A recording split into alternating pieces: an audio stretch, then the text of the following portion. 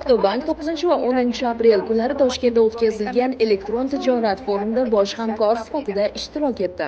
Forumda yetakchi xalqaro e-commerce kompaniyalari bir joyga to'planishib, u g'oyalar, tajriba va zamonaviy raqamli yechimlarni almashish maydoniga aylandi. Bank tadbirning ko'rgazma hududi va ishbilarmonlik dasturida ishtirok etdi. Oktobank stendida internet ekvayringni o'z ichiga olgan to'lovlarni qabul qilish uchun texnologik yechimlar namoyish etildi. Shu jumladan, internet ekvayring xizmati uchun Oktobank e'tirof etilgan yetakchi bank hisoblanadi.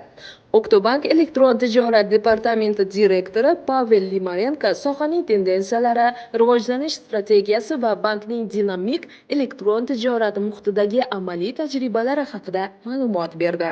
Tadbir davomida O'zbekiston Marketing assotsiatsiyasi raisi Diyor Mirzaahmedov bankning Ekvayr sohasidagi xizmatlarini alohida e'tirof etib, Oktobank raisining birinchi o'rinbosari Dilshod Po'latovga maxsus mukofotni topshirdi. Октобанк в этом году просто герой.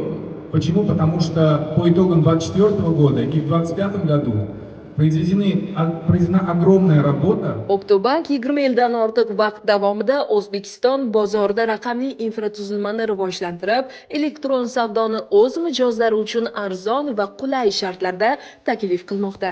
3 milliondan ziyod jismoniy shaxslar va 2,5 mingdan ortiq korporativ mijozlar Oktobankni qulayligi, xavfsizligi va xizmatning afzalliklari uchun qadrlashadi.